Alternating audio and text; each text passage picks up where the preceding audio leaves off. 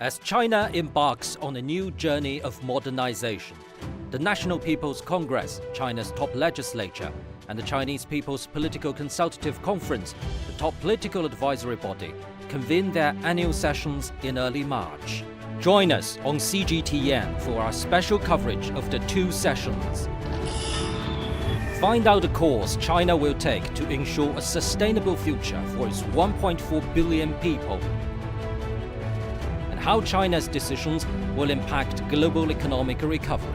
Agenda for 1.4 billion on CGTN.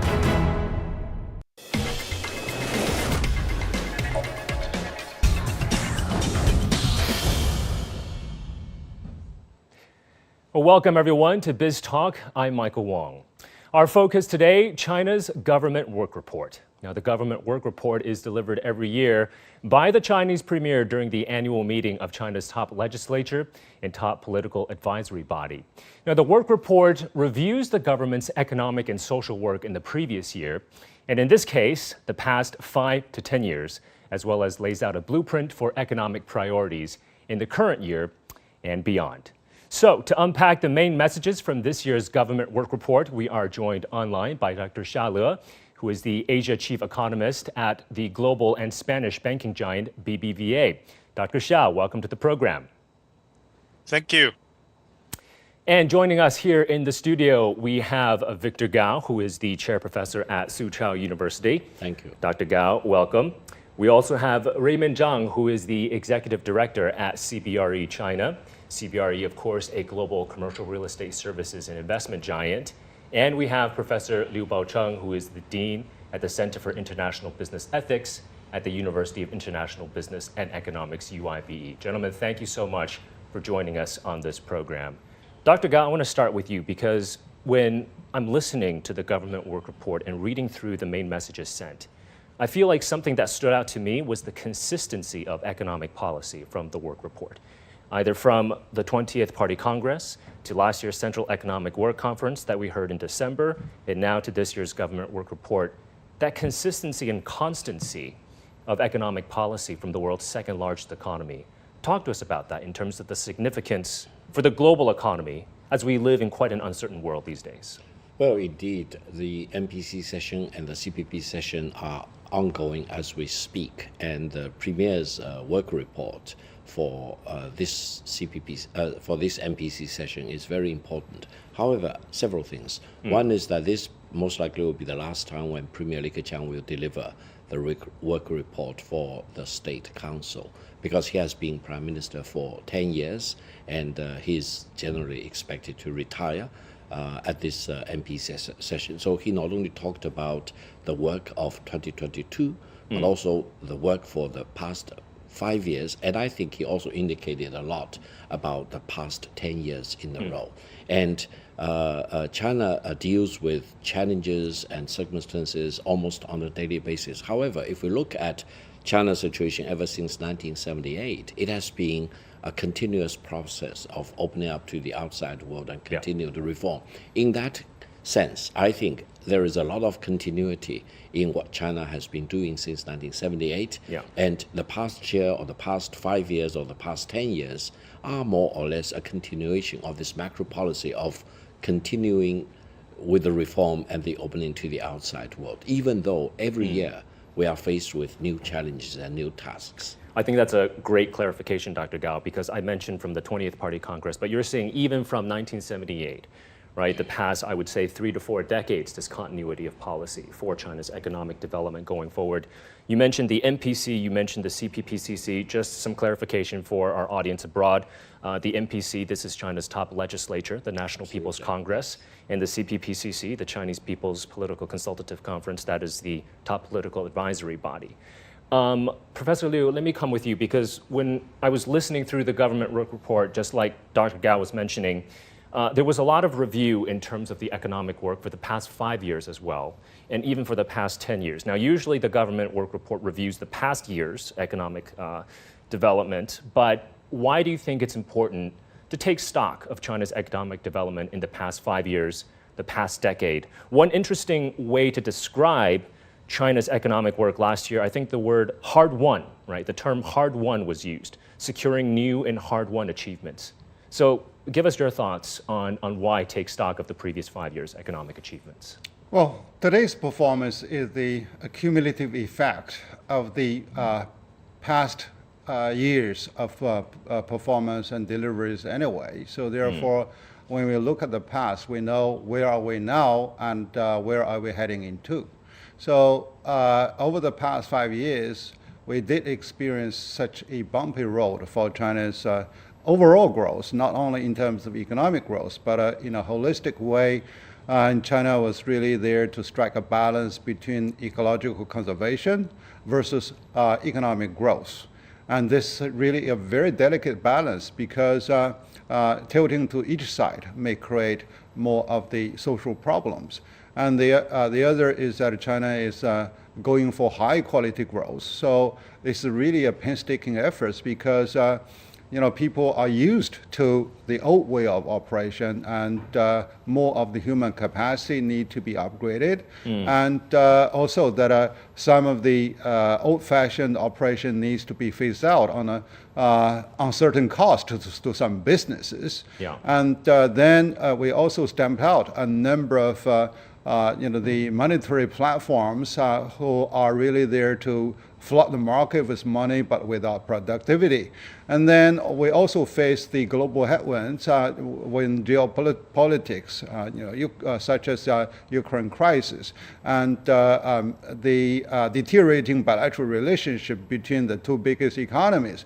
So all of these headwinds really are there to actually to reaffirm China's resolve to further open its door, to go for high quality growth and to cater more to the people's needs. And this is really what you really talk about with Victor, about the consistency and of the Chinese drive. So therefore, right now, when the pandemic is almost pushed behind with more of the opening for the economy, and I think more for social, for the social opinion and social psychology. So we do see a rising vibrancy of the Chinese economic and the social and even political performance. Dr. Xia, I want to come to you. Actually, Raymond, hold tight. I'm going to come to you in just a second. But Dr. Xia, I want to come to you because Professor Liu Baocheng just mentioned now several times high quality growth. So high quality development, I feel, is something that China says also on a very, very consistent basis these days. And for example, when you hear economists abroad or when you hear analysts and policymakers abroad, we don't usually hear the attribution of high quality attached to development. If you could explain to our international audience a little bit more, what does China mean when it specifically talks about high quality in describing growth and development?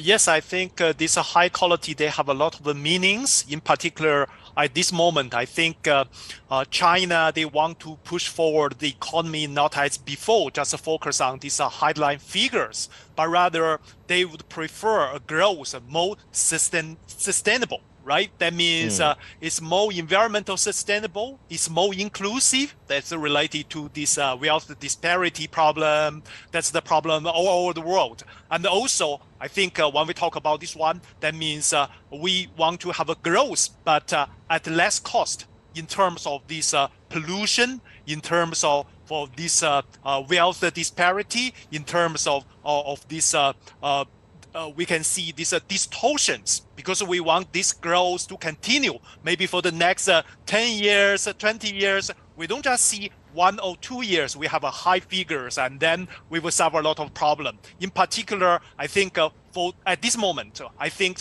we would like to see a growth with less debt accumulation, because now if you look at the balance sheet of many corporates, I think they suffer from this debt problem. So in future, we want a good growth figure, but we want to accumulate less debt. Yeah. And I think high quality development also plays very much into China's own unique modernization drive as well, which we'll probably get to later on in the program. Dr. Xia, thanks for that. Raymond, I want to come to you. What were you looking out for from a commercial real estate perspective, from CBRE's perspective in the two sessions? Right. The two sessions is actually a hot topic for real estate field, the industry, right? And from a real estate perspective, I think the economics is recovery is on the way, and I probably will put into three angles. Firstly, we all witnessed during the Chinese New Year, the retail business is actually recovered already, and we see, actually I bring my family to Guilin, Guangxi province, right? One is the hot choice for travelers, and the hotel cost is actually doubled, and flight tickets is very expensive than usual, and you see long queues outside every popular restaurants, and those signs is actually show the retail business is back online. And according to the data, box office and catering revenue is actually surpassed the same period of the 2019, while the passenger trips reached also 90% of the total 4 years ago. And according to CBRE's retail survey, there will be 70% of brands open new stores in China this year. So they all have very good hope for this market. And from residential perspective, as the central government already released several measures to what we so-called 3 arrows to support and help the financial situations of the developers market. So I believe that the supply will be from the supply side will be have a healthier market than before. Yeah. And also thirdly, real estate is not only where people buy things and where people live.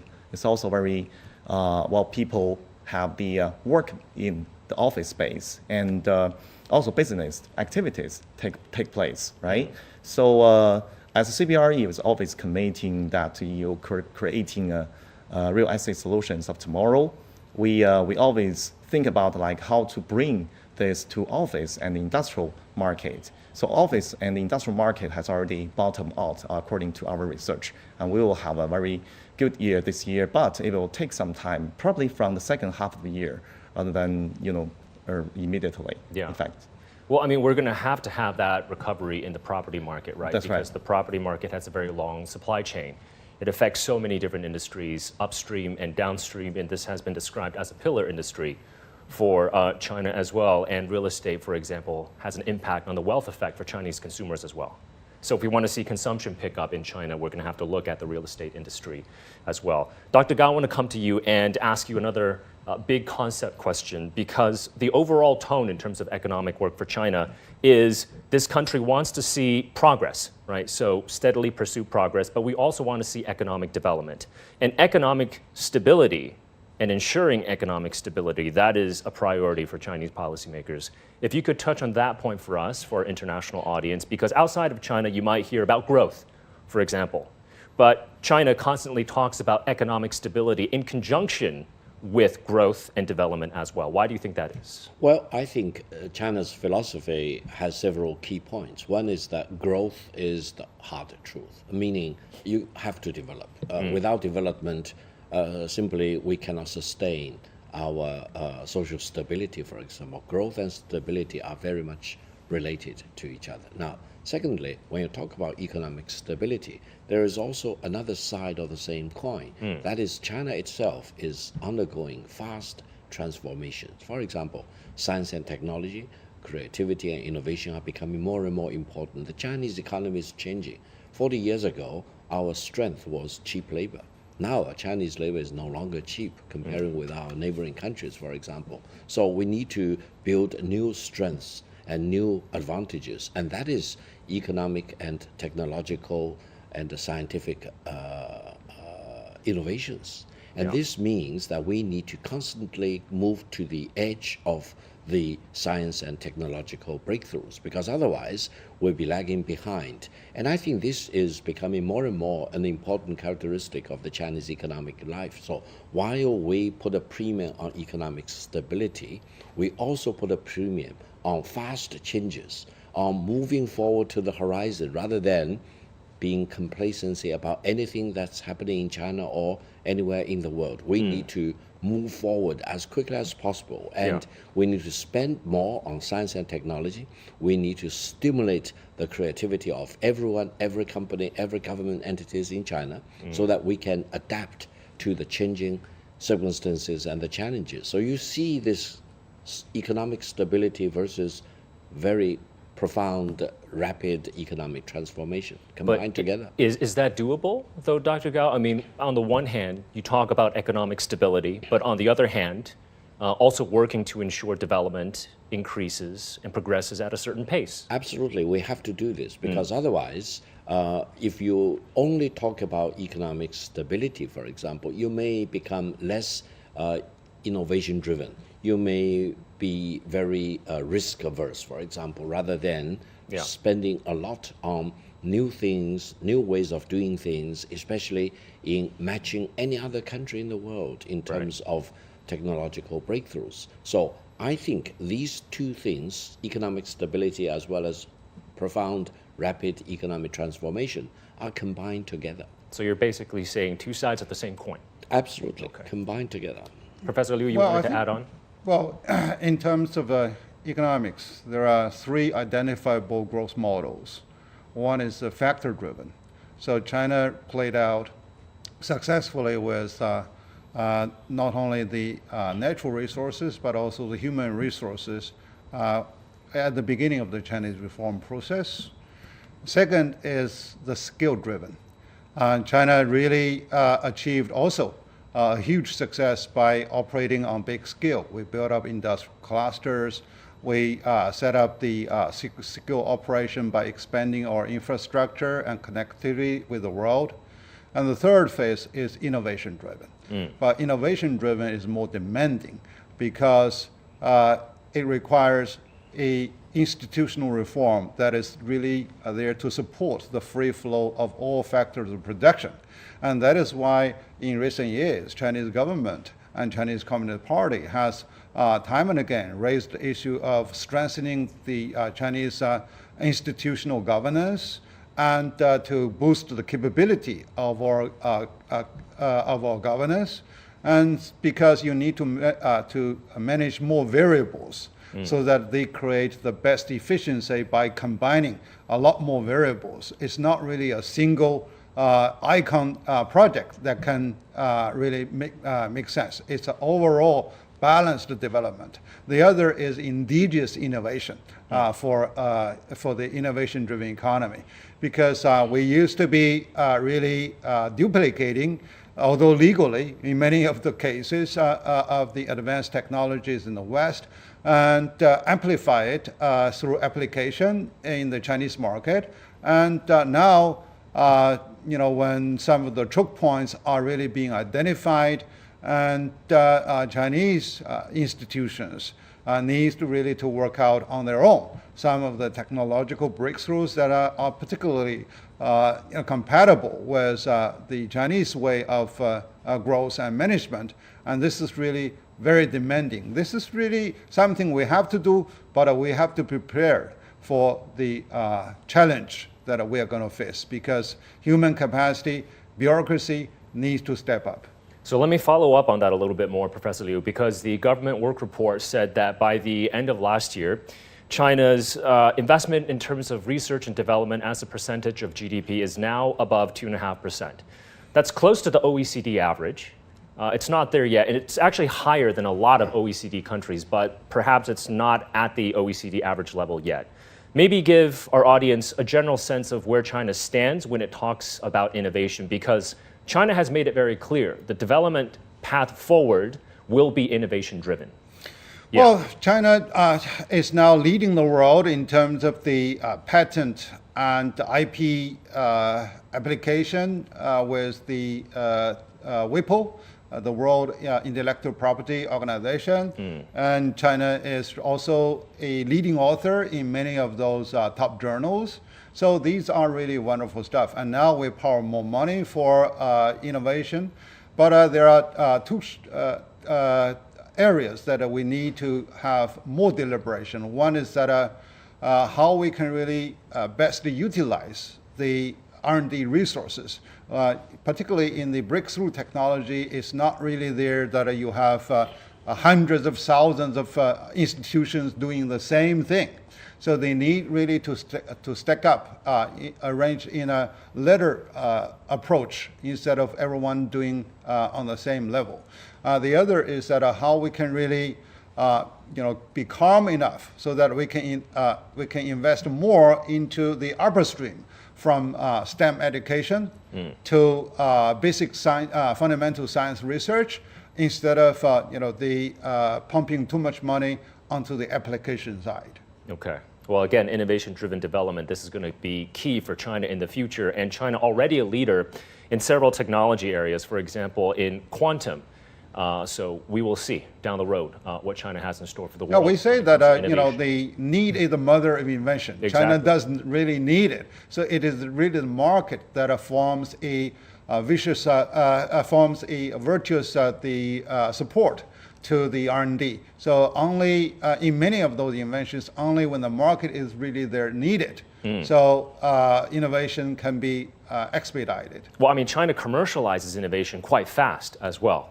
I think one of the fastest in the world in terms of commercializing high-end technology. Absolutely. But we might expand on that a little bit more, Professor Liu. But Dr. Xia, I want to get to you and again review a little bit more about the Chinese economy in the past 5 years, and then I'll get your take on the economic growth target for this year. So in the government work report, it was stated that China's economy really reached new heights compared to 5 years ago. The total economic output of China at the end of last year stood at around 121 trillion yuan. So this is about a 17.5 trillion US dollar economy. What's your take, Dr. Xia, on the resilience of the Chinese economy, given all the uncertainties that we saw both at home here in China and abroad in the global economy, and for China's economy last year to grow at a 3% pace and also create over 12 million new jobs in urban areas, as well as for the total trade volume to grow by a 7.7% clip? Yes, if you look at the performance of the Chinese economy over the past 5 years, I like to say that that's a great achievement. We experienced these trade disputes with the United States. We experienced this pandemic very seriously for the last 3 years. But the average GDP growth over the past 5 years is still above 5%. I think that's a very great achievement. And also, if you compare this per capita GDP, and we know that now Chinese per capita GDP is close to 30,000 US dollar per person. Yeah, 13,000. Okay, so that means it's already higher than world average. That's a very big one. I think that means in future we're on our way to this high income country. So that's why we need to have a good, maybe not celebration, but we should be proud of what we have done over the past 5 years. At the same time, I think we need to draw some lessons from the past 5 years, because looking forward, we need to promote ourselves to this high income country. As Professor Liu and Professor Gao said, it's not an easy task. We need to change our development model from the previously maybe skill-driven to this innovation-driven growth model. Yeah. So then, Dr. Xia, how confident are you that China can truly become a leading economy in the world powered by innovation? If you look at this R&D spending, now we are very close to this OECD average level. And at the same time, I think it depends on Chinese people. Okay, if you go to these enterprises in China, even these small enterprises, people think about how to do this kind of the transformations. We talk a lot of things about this digital transformation. We also talk about China. They will do their self-reliance of their R&D, of their advanced technology. I think people, they are interested in that one. Of course, I don't want to downgrade this kind of challenge we are facing. But in fact, I'm sure that China, given the time, of course, we cannot achieve that overnight. But given the time, I'm sure that China, they can go to this new model, this innovation development model. Yeah. Dr. Gao, did you want to add something? Yeah, when you talk about innovation, yeah. I think we need a framework including several things. One is a huge amount of capital to be invested in R&D. Yeah. Secondly, a large pool of talents, and in that sense, every year China graduates about 10 million college graduates, about very high percentage of them have engineering degrees. So Yep. you have an increasingly large pool of talents. And many of these talents have already achieved great success. Some of them are still on the upside movement, for example. And then you need to have a framework of regulatory transparency, incentives, etc. And then, most importantly, you need to have a very large market to provide all kinds of demand, which would stimulate the need for innovation. I think China is one of the very few countries in the world today which possess all these things: very deep pocket funding, increasing large pool of talents, and then a framework of pro-business and incentives for innovation, patent applications, as you mentioned, and then a very large market demanding for better ways of doing things, technological breakthroughs, etc. Now, when you combine all these ingredients together, I'm very much convinced that China will make it. China will be increasingly moving towards the forefront of technological innovation in the world, and no country can actually deprive the Chinese people of their right of creativity, innovation, and sustainable and continued economic growth. I mean, that market is going to drive innovation going forward, Absolutely. I feel, Dr. Gao, because how China characterizes its own market, it's called a supersized market. And there's not that many economies in the world that has a supersized market. We can say the United States has one. The EU, for example, has one. But in terms of a unified market, which China is increasingly becoming, a nationally unified, supersized market, plus the consumption potential. Dr. Xiao was talking about GDP per capita, around $13,000 these days.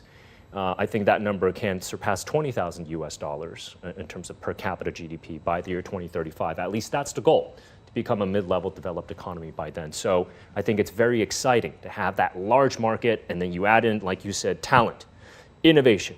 And China is still the manufacturing hub of the world, very powerful when it comes to manufacturing and that upgrade of manufacturing. Sky's the limit for the Chinese market. Absolutely, I agree. Yeah. Rayman, I want to come to you because we talked a lot about development. What does China's development path ahead, its unique path towards modernization, mean for CBRE? I know in a survey that you recently did, perhaps you believe multifamily rental units could be a very attractive opportunity. Expand on that for us a little bit more. Well, I think first of all, modern China is definitely attractive to MNCs, multinational corporations, right?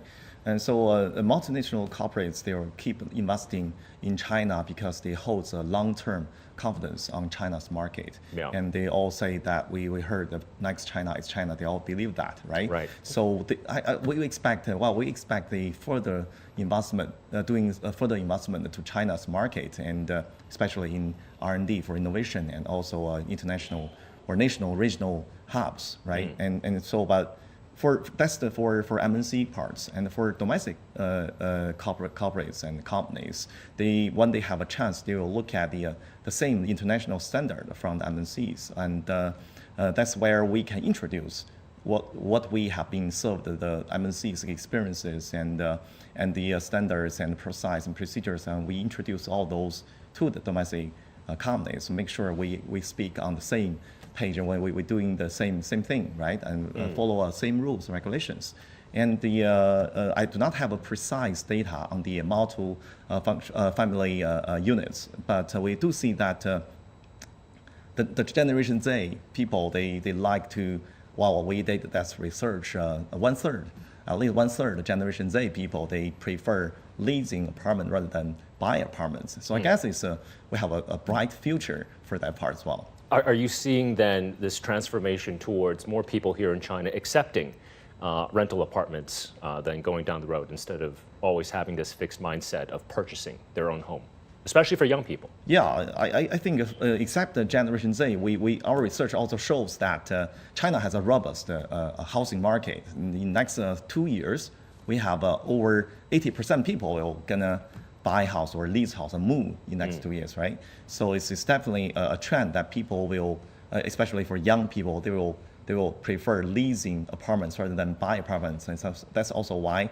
our government, we are seeing they release a lot of policies and measures to support young people stay in a new city or when they start work after graduate from schools. I think Generation Z, besides they want to live like a NGL way to live, they prefer more NGL way to work as well. So that's why we are also leading a trend that the traditional office space right now is not the preferred option for companies. Before they really look at the price of office space, that's the key factors when they make decisions to move where they move, right? But recently, we found that a high quality building or green facilities and supporting functions of the building, and also that the innovative, creative office space will be a company's choice for them to be more attractive to the Generation Z people. So at CBRE, have you guys done any research then, Rayman, in terms of the relationship perhaps between productivity levels and also your working environment? I don't know, this is just a personal hunch, right? Because if you have a good place to live, for example, and a good place to work, that makes me happier, right? I mean, for a normal person, for an average person, if you enjoy your living environment and your working environment, my assumption is you'll be more productive as an employee. Do you see that? Are there any sort of data to back that up? That's right. We've done research last year. We interview 20,000 people around the world, and we have 1,500 people interviewed in China. All of them, the outcome shows that all of them, they're really looking for more, what do you say, like innovative space to work and live. And CBRE actually have this kind of a service that provide a workplace strategy to help the developers and owners of buildings to develop a more creative, innovative space to accommodate those people and companies who have the same, the requirement. This is very interesting. I just want to follow up one more. When you talk about an innovative office space, Rayman, give us a specific example. So I know you mentioned ESG buildings, right? That's Green buildings, definitely one aspect of it. Are there other interesting nuances? Yeah, for sure. Like people there in China, especially during the pandemic period, when people companies always want to save a lot of cost on the rentals or buying when they buying properties, but they actually ignore the efficiency of the space. So in the modern office space, when people they develop this space, they will look at the real requirement of the people who working inside this office space rather than as before, how many people you're going to accommodate in one place, and we times the people is per square meter unit, and then got the total space numbers. So it's not the current way to doing it. Okay. For example, I can use my office is next door. I can use my CBRE office, Beijing office as an example. Yeah. We actually use a ratio to accommodate people like 1 to 1.4, which means you use the space to accommodate 100 people for 140 people inside this space. In this way, you actually increase the efficiency of the space. Meanwhile, we considered the energy consumption in our office space. So our office is actually is one of the what we call carbon neutralization office, which means the carbon we consumed in this office and the carbon we saved in this office can be neutralized. Okay. Net zero buildings. That's zero. Yeah. Okay. I mean, buildings contribute a lot. It wouldn't be carbon zero building because there's no carbon zero thing. Exactly. Right? It's just a neutralization. Offset. Yeah, offset. Okay. That's right. I mean, buildings contribute a lot in terms of CO2 emissions. So if China wants to continue on its green transition path of becoming carbon neutral by 2060, I think CBRE definitely can contribute a lot towards that front as well. That's right. But I want to get back to the macro picture because we've been talking about micro just now. And Dr. Xia, I want to come to you. Last year, we saw global inflation at a 4-decade high, but China's 2022 inflation came in at a 2% clip. Why was China able to maintain relative price stability when we saw such high inflation levels all over the world? Yeah, I think on China's side, In the past year, although China's economy also got some shock from this pandemic, but the Chinese authorities, they managed to maintain the stability of supply side. Because during the pandemic, you can see other countries, many factories, they out of work because of this pandemic. But in China, our factory continue to work because thanks to the powerful intervention, of the government. So that's why on the supply side, we maintain relatively stabilities. When you have a stable supply side, you don't need to worry about this product shortage. I think that's one of the important point. Another one is related to Chinese subsidy policies during the pandemic. When we look at other countries, for example, US and Europe, but Europe to a less extent, we know that the government distribute a lot of money directed to household sector, okay? Then they boost up this domestic demand. But the problem is they have this inflation legacy. But in China, I think during the pandemic, we have seen the corporate sector, especially for small and medium-sized enterprises, they receive the support from the government. But relatively, our direct subsidies on this household sector is not as big as in other countries. That's why this supply and demand side, they tend to balance itself. So we didn't cause this inflation problem, although we also experienced this pandemic. But the good point is when we have a stable inflation that help to anchor people's expectation. So in this year, we expect that this inflation will relatively stable as well. I think that creates a very good macro environment for us to grow, for us to achieve this 5% growth target for this year. So Dr. Xia, China's inflation target for this year is around 3%. And even with the economy reopening up, you don't think inflation is going to be too heated, right? No, I don't think the inflation will be very heated. Although I think the short-term heating, maybe we can see, but for 2023, the entire year, I don't think inflation will pick up substantially. Okay. You mentioned support for private enterprises, Dr. Xia. I'm taking a look at some of the numbers from the government work report. Value-added tax credit refunds, last year 2.4 trillion yuan and above. Newly implemented tax and fee cuts over 1 trillion yuan. And the delay of certain tax and fee payments came in at over 750 billion yuan. So overall, that was over 4 trillion yuan in terms of fiscal support for businesses large and small here in China. And would you say, again, that is one of the reasons why China was able to maintain relative price stability, because we didn't have those direct cash transfers to households and businesses?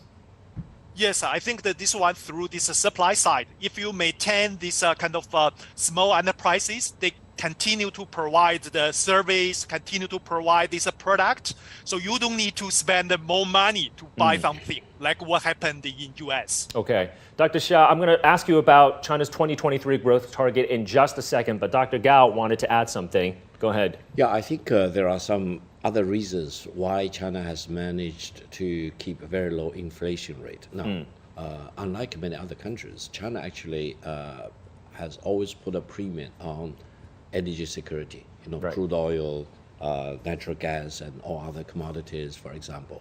Therefore, over 2022, there was no major disruption of supply to China. Right. Now, pricing-wise, of course, it goes up and down, but I think the negative impact on the Chinese economy as a whole is manageable. Now, the other thing is that over the past 1 decade or so, China has really improved its infrastructure and the delivery system, for example. Therefore, goods and services in China now can move very fast Right. at a much lower cost.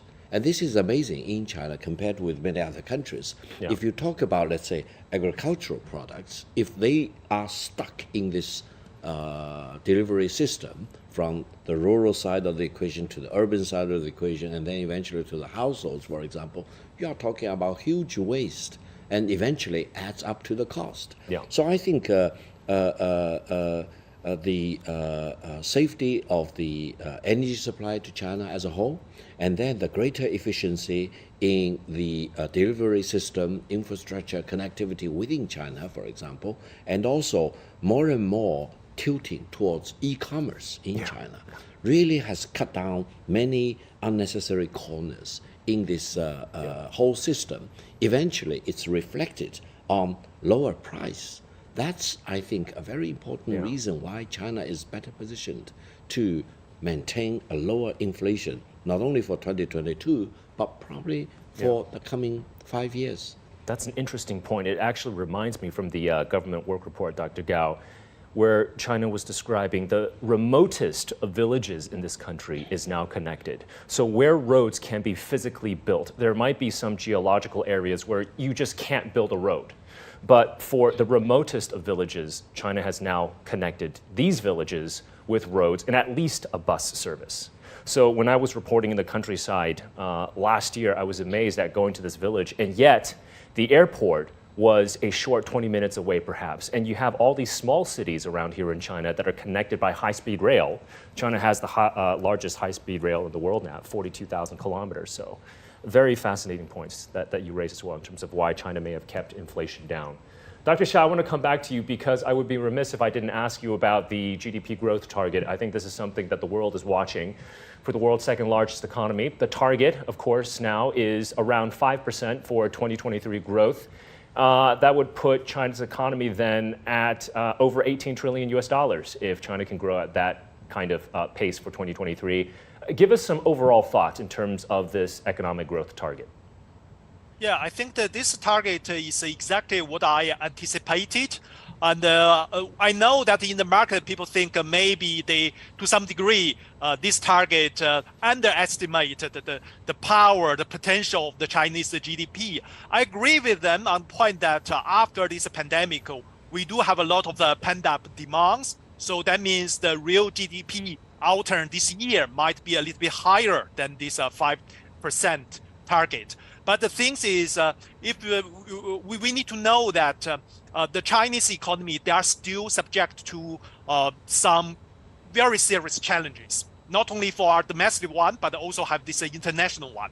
The first one, if you look at the US and Europe, now I think after this interest rate hikes last year, now they face increasing risk of recession. We already know that Chinese export and the Asians export to these countries have slowed down at the beginning of this year.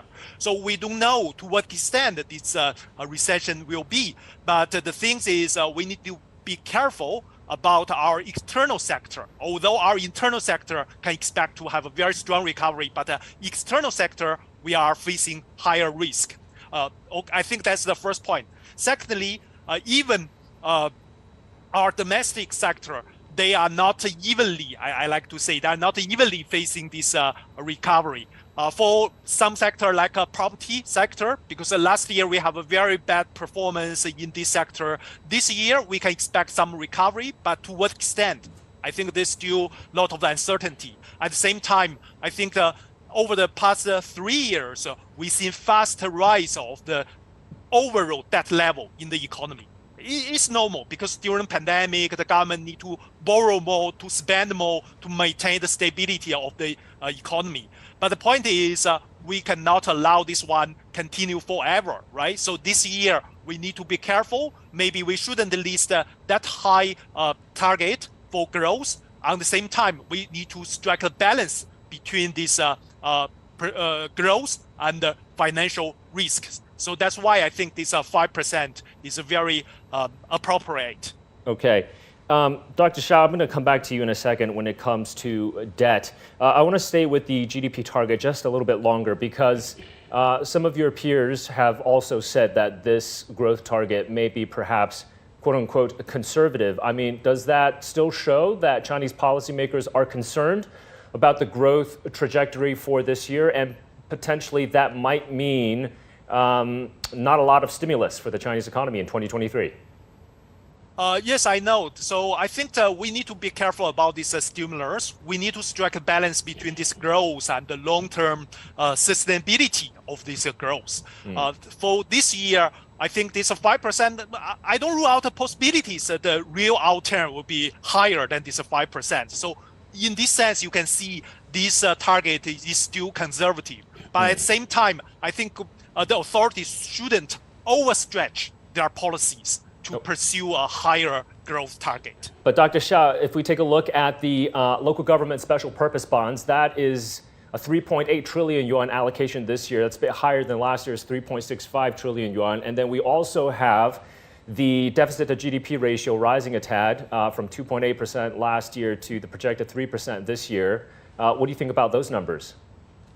Yes, I think that in terms of this fiscal policy, they have made this fiscal policy continue to be expansionary. I think that's right. They need to ensure all these stimulus will phase out gradually. Okay, not lift all of them over the night. I think that will have a very big negative impact on the economy. So I agree with them to maintain this fiscal expansionary, but at the same time, I think in terms of this debt accumulation, we need to be careful about this one.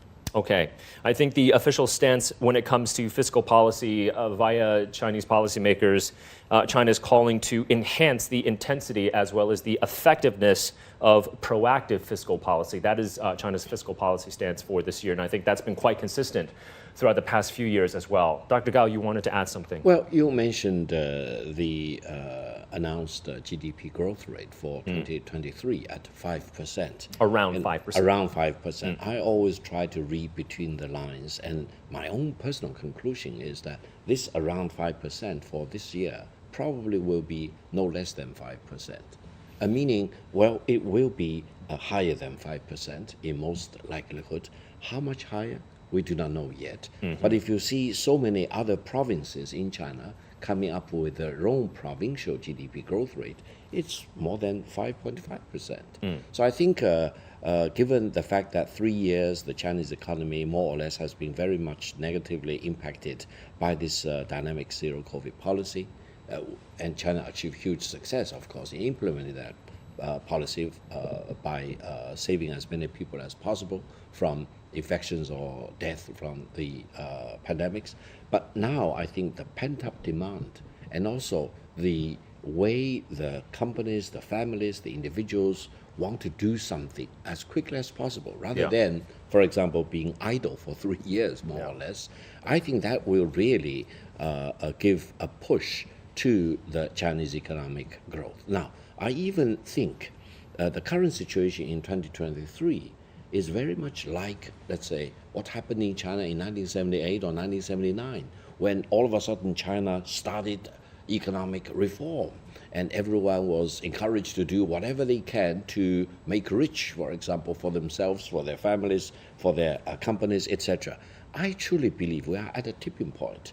I think the Chinese economy will very much grow very rigorously. Now, let me give you one example.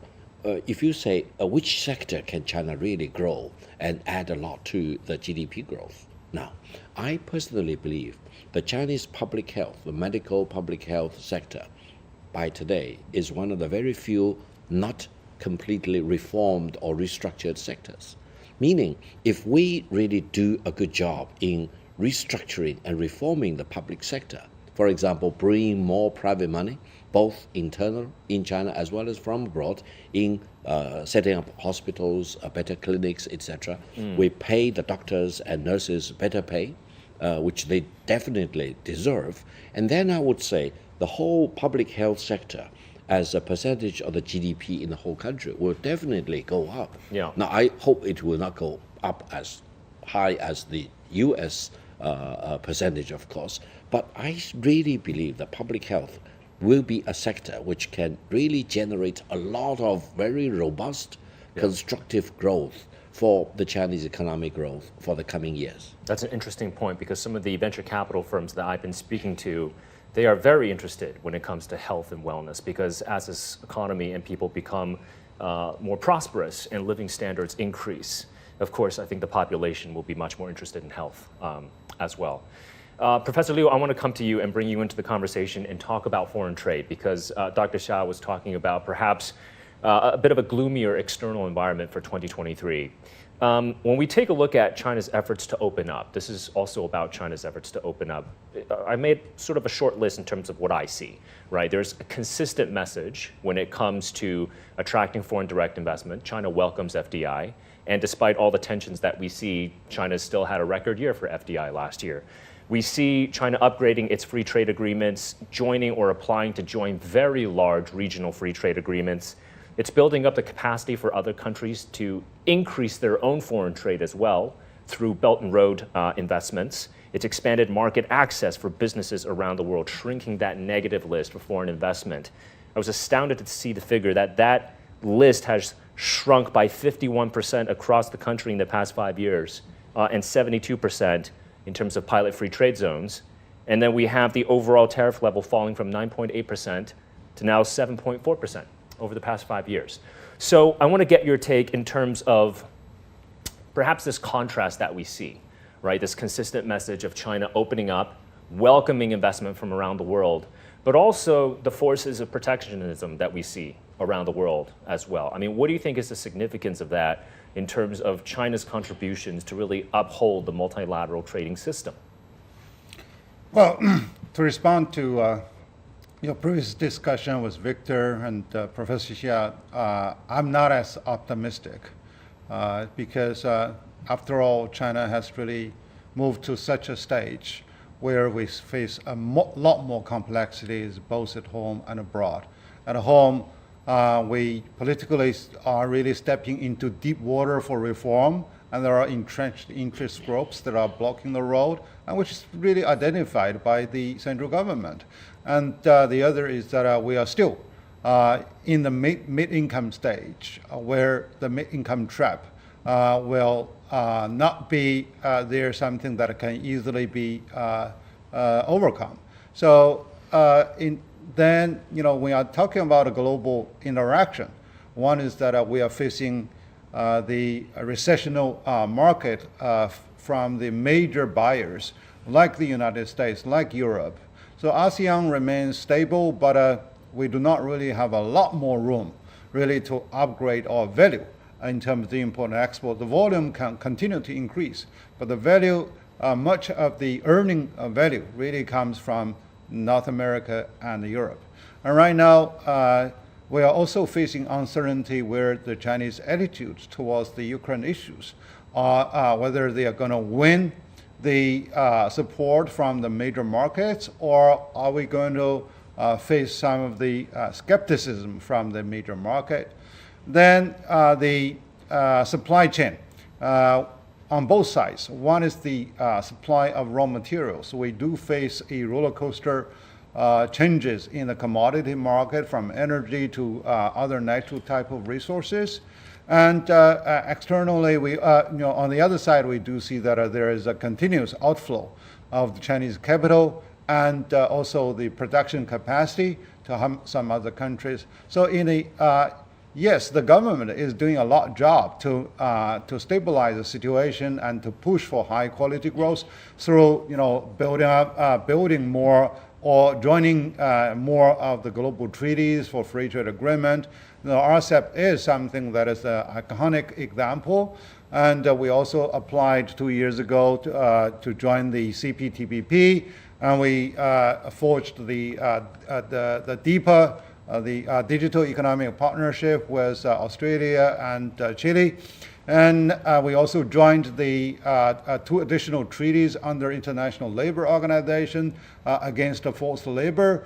So we are also pushing the WTO reform by joining the trade-related service agreement, et cetera, and also government procurement agreement.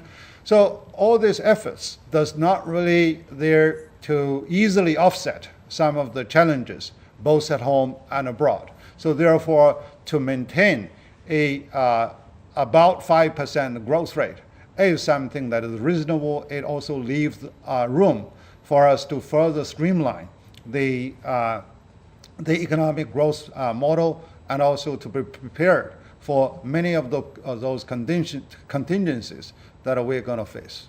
Dr. Gao, so Professor Liu just mentioned a lot of challenges that he believes is facing the Chinese economy. What about the sense that you're getting from Chinese policymakers? Do they understand these challenges, and are they actively working to resolve these challenges? Well, I think Professor Liu is absolutely right in outlining the very challenging circumstances both at home and abroad. And there is no denying that these challenges are very arduous. On the other hand, I would say, ever since 1978, give me 1 year where the situations are not challenging for China.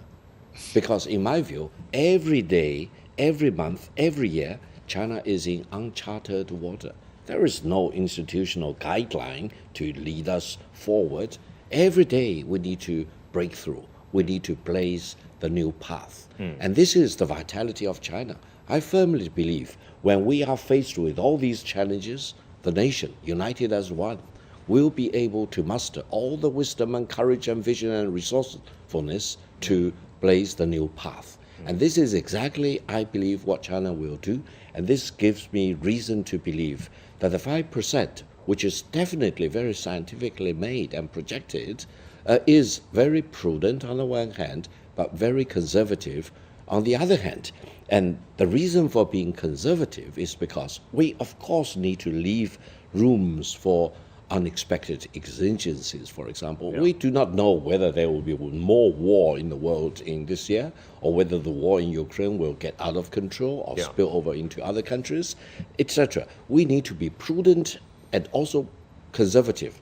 But I think these challenges exactly give us the reason why we need to achieve greater innovation and creativity, and everyone is supposed to work very hard, for example.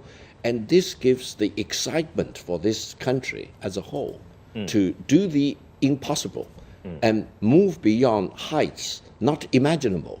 And 2023 will be a year of great excitement for the Chinese economy. Dr. Xia, I want to come to you because Dr. Gao was talking about the vitality of the Chinese economy, and I want to get your take on the private sector here in China, because the government work report spoke about unwavering support for, of course, the public sector, but also the non-public sector. And when we take a look at the private sector here in China, it's always important to remember the 50, 60, 70, 80, 90 rule. Right? There are over 90% of market entities here in China are in the private sector, and they contribute to 50% of overall tax revenues and 80% of urban employment. Also 70% of tech innovation comes from the private sector, and the private economy contributes to over 60% of the nation's GDP. So what did you glean perhaps in the work report in terms of further support for the private sector in 2023 and beyond? Yeah, I'm very glad to see that the government, they put a lot of emphasis on this part, the private sector, because if you look at the past experience, if the Chinese private sector is booming, the economy is very good. Okay, that's the experience. And in particular for this year, I think the unemployment problem need to be solved mainly by these private sectors, because many private sectors, they are in this service sector, and they can absorb a lot of unemployment. And at this moment, we have a target to create 12 million new jobs for this year. So I think that the private sector, they need to shoulder, I think, the majority of this target. So that's why I think this private sector is very important for China. And I think this emphasis needs some continuities. Not only for this year, we need them, we emphasize their importance, and next year maybe we need other things. But in fact, we need to continuously to emphasize on this private sector for China. But what about the tone, Dr. Xia? What about the strength of the policy signals from authorities both at the central level and at the local level in terms of their support for the private sector? Can we expect even more policy support for micro, small, those who are self-employed, to large companies this year here in China? Definitely. I think they are going to have a more detailed policies to support this private sector. Yeah. Okay. Let's see. Okay. Dr. Gao, I want to come to you and talk real quick about China's green transition and perhaps what that means for the entire world when China at this kind of scale really picks up in its green transition. That could have a lot of spillover effects for the global economy in its transition to net zero. Absolutely. I would say more than 20 years ago, China believed that the overemphasis on green development probably was a trap by Western countries to halt the Chinese economic growth.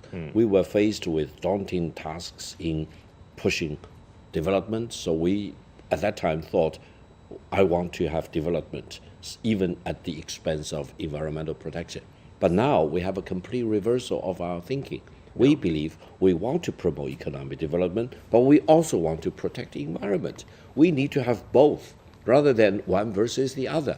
This is a complete reversal of our convictions. And I think this gives the reason why the Chinese people will do whatever that is necessary to make sure that our economic development will not be promoted at the expense of climate and environmental protection. Right. And we want to really achieve both goals together.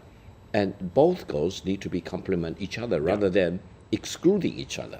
This is the new China, and this is the new way of promoting green development in our country. And I think that's also key to Chinese path to modernization, right? Because China says in its unique way to modernize, there needs to be harmony between humanity and nature as well, and out with the old economic development Absolutely. model. You actually started our interview by talking about high quality development. Green development is a very important part of high quality development for China as well as for mankind as a whole. But Dr. Gao, the work report also said that, and I'm quoting from the report, China should promote R&D for the clean and efficient use of coal and move faster to develop a new energy system we can understand. But I'm assuming because China is such a large economy, there needs to be a transition period, right? So you mentioned energy security. Coal right now is still quite an important part of the Chinese economy, even though over a quarter of China's energy is now clean energy. How do you interpret that statement then? Absolutely. China's coal reserve is the largest in the world, and coal traditionally accounted for more than 75% of the Chinese energy mix. It's coming down very rapidly. I think our goal is to push it below 50%. On the other hand, I think for China, with such an important coal reserve, we need to come up with better technologies, especially clean use of coal. Now, if we can make that major breakthrough, taking care of all the other related issues, of course, then we can achieve green development while maintaining a significant role for coal going forward, rather than, like some other countries, banning coal outright. I don't think China will be able to ban coal because it's such an important part of the energy mix in China, even as of today. And I would say even 20 years later, 50 years later, coal will still need to play a very important role. I mean, I would agree. Green development is very important for China and for all economies around the world, but energy security as well, and using the natural resources that you have to the best of your abilities to ensure, normal power consumption and energy use in a country, I think is very important. Dr. Xia, I want to come to you. We sort of touched on this a little bit, but in terms of preventing systemic crisis in China's financial sector, preventing major risks from blowing up as well, that has always been an economic priority for China. How strong is China's financial system right now in terms of absorbing shocks to its system, and how do you see financial regulation evolving in the past few years to really not only protect financial intermediaries, but also to protect households and consumers as well? Yes, I think that generally, if you look at the banking sector and this the entire financial system, I like to say China, they still have a strong capacity to deal with these external shocks. In particular, if you look at the capital base of the banking sector, in particular, these big banks, they are still in a very good shape. I think the challenge part is on the smaller enterprises. And now I think that they already enhanced the regulation on these smaller lenders for these rural and city banks. I think now they have more regulations on them to ensure these kind of events, some even the default events will not spin over to the entire the financial system. I think that they have done a very good job, but the problem is if you look at the global environment, now we have facing high interest rate environment. So for the US, for Europe, I think that they could have some pressure on our interest rate. So that means we need to maintain relatively prudent monetary policy to ensure these external shocks won't affect our domestic financial sectors. I think that's number one. Secondly, I think at the same time we are facing the financial sector, they are facing the competition of the fintechs. Now we need to strike the balance to ensure this kind of a competition, they will benefit the entire economy. They will push the financial institutions to lend more to the real economy. I think this one is kind of the art. They need to strike the balance, how to encourage this kind of fintech, the new startups. At the same time, it won't affect the financial stability of a traditional financial system. Yeah, I mean, you spoke about the real economy. We have seen inclusive loans for micro and small businesses really increasing at quite a robust pace in the past 5 years. I believe from the government work report, that number was an average of 24% increase on average every single year for MSMEs. So this access to financing for smaller firms, we're seeing that improve.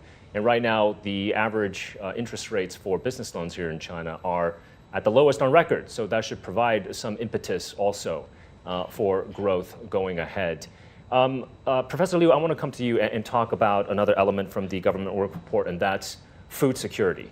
So last year, China's grain output was over 680 million metric tons.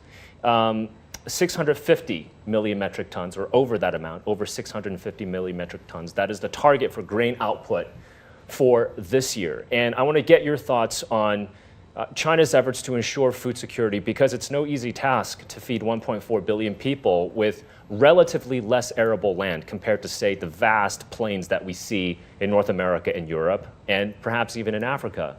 So what lessons do you think the world can draw when it comes to feeding a large population as a developing economy and with less arable land? Well, there are two dimensions to it, food security and also food safety, which has to do with the quantity and with the quality. So in the first place, you need to have sufficient arable land to be able to produce it. And second, you need to increase productivity. And third, you really need to ensure the safety, the calculated use of pesticides and fertilizers in order to have a sustainable agricultural business. So right now, China is really doing a stellar performance in that way. It's showing it really can be considered as a best practice. One is really to preserve the red line of 1.8 billion acres of arable land. And actually, over the past 3 years, we have seen a lot more expansion of arable land by the improving the quality of those deserted places. And two is that we have been building more of the greenhouses on a scientific basis over even desert areas. So that's something very important. And then also we utilize more of the renewable energy like wind and solar to support the Chinese agricultural production. And this year, I see that in the government work report, they put more emphasis on building the Chinese strategic seed banks, where from the upper stream, how can we really streamline the better control in terms of security and safety of the total production. So I think in the end, it is also important to restructure the operational mode in the Chinese agricultural area, because we used to achieve a lot by dividing those land into small pieces to households, and now it is time to voluntarily mobilize more of the land so that we can introduce more mass production for higher productivity per capita. And so this is something that requires a lot more changes, and that is actually the essence of the Chinese rural revitalization program. So what are the next steps then for rural revitalization, Professor Liu? Because this is such an important part of China's modernization process as well. We always talk about China's urban centers, but we sort of forget that there are still some 500 million people that live in China's countryside. We see still right now on average about 10 million people moving to urban areas, but a lot of these people are going to stay in the rural areas. So there's a huge market here, first of all. And second of all, incomes, prosperity, there's still some ways to go for the rural areas. I think politically we have to further alleviate the segregation of in the hukou system between urban people and rural people, so that because people are the most productive factors and most dynamic production factors, so therefore there should be the more of the free flow. So I've been saying to NDRC in my report, to unify the Chinese domestic market, which means that we need to provide more of the equal treatment from people of all origins and citizens. So well, one second, Professor Liu. Yes. Again, for our audience abroad, NDRC, you're referring to the National Development and Reform Commission. This is China's top economic planner. Exactly, yes. So, then we need to really build skill and scope on the Chinese rural operation, which means that we need to introduce more of the capital into that area to collectivize the operational level, but we are not really trying to force those individual households to give concessions, but rather they can really voluntarily to contribute in the form of equity owner in a new entity. So where big machines like harvesters or modern irrigation system can be there to play out instead of on small, like 3 acres of small plots. Yeah. So, and then also that how we can really streamline the logistic and distribution system. So Victor also mentioned about the China's success in paving out this infrastructure for better connectivity. But now in the campaign to build a unified domestic market, we need to remove those technical barriers between regions for the free flow of goods and services. So right now we still have a set of invisible fortresses among different regions, as a matter of fact, in terms of the judicial procedure, in terms of regulatory control, etc. And then to improve the government efficiency so that they can really cater more to the business needs. So eventually, we are all introducing negative list for foreign businesses operating into China, and how we can really continue to extend the negative list for Chinese domestic private businesses. So that is something that we need to go. After all, it is not really the government who is going to really handle everything. It is the government who really are there to set up a system to bring more vitality over the market mechanism. That's something that we need to go. So more market mechanisms, I guess, for China's countryside as well, because I see vast potential here. Recently, I just bought some mulberry juice from Guangdong province via live stream e-commerce. I think this is also quite an interesting trend, quite a good trend here in China in terms of new modes of buying, right? Because you have people who are able to show you that product. It's show and tell. And there's so many nice natural products all over China's countryside. And why not, like you said, after removing some of the existing barriers, to have citizens in this country and all over the world to enjoy the wonderful, bountiful produce that you can find in China's countryside. Rayman, I want to come to you. What do you think rural revitalization might mean for CBRE? Because when China talks about the rural areas, it's not talking about the rural areas in isolation. China has consistently talked about coordinated and balanced development between urban areas and between rural areas, right? So these two are not isolated regions or areas within China.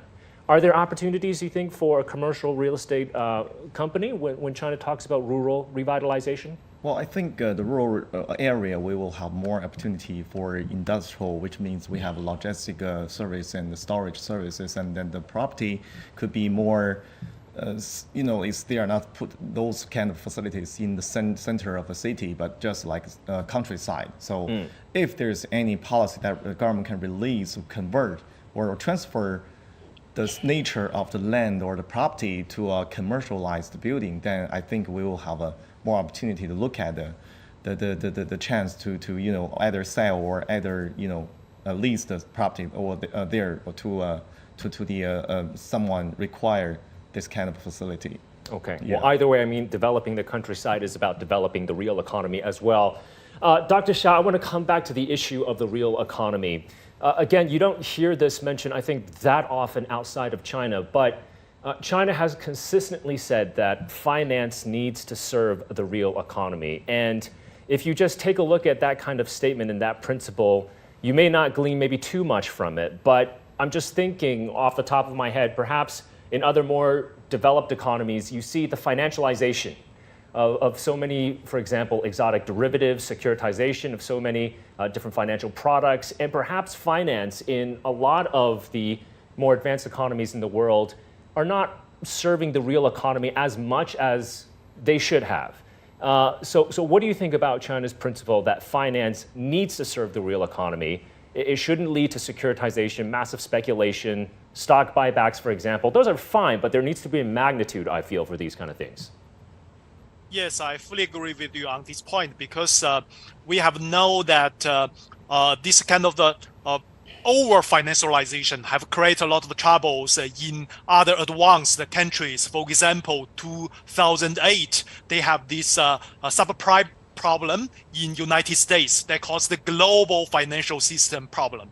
And now I think that China, they are taking the lessons over the past several years. They realize that not only for these financial institutions, even some like property developers, they involve in many shadow banking activity. They borrow too much and finance to other enterprises. In fact, some non-financial enterprises, they become a real bank. So that causes a lot of troubles. Now I think that they will impose more regulations on this non-financial sector. They want to ensure that this kind of shadow banking activities shouldn't affect the real economy. At the same time, they want to make sure that all these financial institutions, they will lend their money to the real economy, rather than lend to each other, rather than lend to these shadow banking activities. So in that way, I think we can see this financial institution,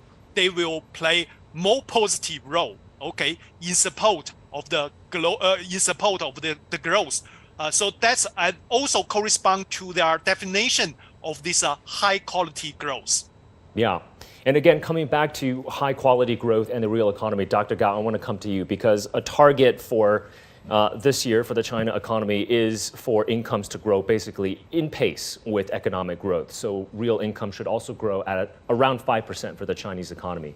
And when I think about income growth, when I think about wage growth, I think about, for example, China's Common Prosperity Initiative, which is really about enlarging the middle income group. It's about lifting more people from the lower income group. Wealthy people can still have their wealth, but also we want to lift more people up. So when I think about that, I also think about a contrast to other developed economies as well, where you see this really widening of income inequality, where perhaps the top 1%, the top 0.1% of the country control quite a lot of wealth in the country, and that could exacerbate so many different things in society, for example, as well. You'll have social tensions, disharmony in society. Also, how important is ensuring income equality and making sure that people have that equality of opportunity as well for Chinese policymakers down the road? Well, I think this is exactly what the Chinese government and Chinese society have been talking about, common prosperity. Now, common prosperity is a very important social development goal, meaning we want to avoid extreme income polarization, exactly as what you just now described as in many other countries. However, common prosperity should not be a hindrance to innovation, entrepreneurship, and technological breakthrough. Meaning, if you really have talents, if you really work hard, if you are really very creative, and if you contribute to the economic development, you need to be handsomely paid. However, whatever you are paid with, you need to pay your taxes, for example. And the taxes may be staggered in such a way that the more income you make, the higher level of tax you need to pay. So eventually, I think there will be a greater cohesiveness among the Chinese people at large, and then people want to work hard. People want to create and make breakthroughs, for example, and they expect to be sufficiently paid, and everyone will abide by the law in terms of paying taxes, for example, and the poorer people will know that they will not be disadvantaged. They will not be left out of China's modernization drive. And then the fact that China already eliminated abject poverty as a social phenomenon is very important, because that's the floor that we want to protect. No one should fall below the level of abject poverty in China anymore, individually or special groups, for example. And in that way, I think everyone in China will know, if I compare my circumstances with my own circumstances 10 years ago or 20 years ago, I'm better off. If I compare my circumstances with my neighbor, I may not be as equally advantaged as he or she is, but I see the hope. I want to make sure my next generation will be more successful as I am. And then I will say, even if I'm not as successful as my neighbor, for example, I will be well taken care of in terms of elderly care, in terms of child care for the kids, for example, in terms of working in the society as a respected citizen. All these things are so important for China because we have such a large population. If we have extreme income polarization, holy cow, you have no way to maintain social stability and political stability in our country. I think you mentioned a very fascinating point. It's giving people hope, right, Dr. Gao? Because I think in many other economies that we see around the world, people don't believe that they can do better than their parents' or grandparents' generation. But here in China, would you say that people still have that attitude, that my next generation will be better off? I'm pretty convinced about that. I would say in China, everyone in China, if you ask him or her whether she or his family or her family is better off than 10 years ago, absolutely. Why? Because we achieved such a rapid transformation of the Chinese economy, and we've increased our productivity and the scale of our economy in such a way that it uplifted everyone involved in the society. There are individuals who may not feel very happy when I see huge sum of money in his family, for example, in the lady's family, but I'm pretty sure that gives me hope rather than destroy my hope, because I'm relatively better off comparing with my previous circumstances, and then the advantages of the other people, my neighbor, gives me more hope. So that I want to work harder. I want to send my kid to a better school, for example. This is the social mobility upward in China right now. 100 million people out of absolute poverty in the past 8 years, and hundreds of millions of people out of absolute poverty in the past few decades. So really, China did achieve quite a lot, I think, in the past decade and past few decades. So we're all out of time. Thank you so much, gentlemen, for a fascinating discussion. Victor Gao, Dr. Victor Gao, Chair Professor at Soochow University. Rayman Zhang, who is the Executive Director at CBRE China, as well as Professor Liu Baocheng from University of International Business and Economics, and of course, Dr. Xia Le, Asia Chief Economist at BBVA, joining us from Hong Kong. Thank you all for your insights. Well, despite economic headwinds at home and an increase in global uncertainties abroad, China's economy has shown the power of its resiliency. I believe the long-term structural trends underpinning China's development have not changed. In fact, given China's development goal of becoming a mid-level developed economy by 2035, leveraging the power of innovation to drive high-quality development and its unique path toward modernization, I would argue that the structural factors underpinning China's growth have become even more favorable, which means massive opportunities for everyone around the world. Thanks for joining us here on Biz Talk. I'm Michael Wang. We'll see you again next time.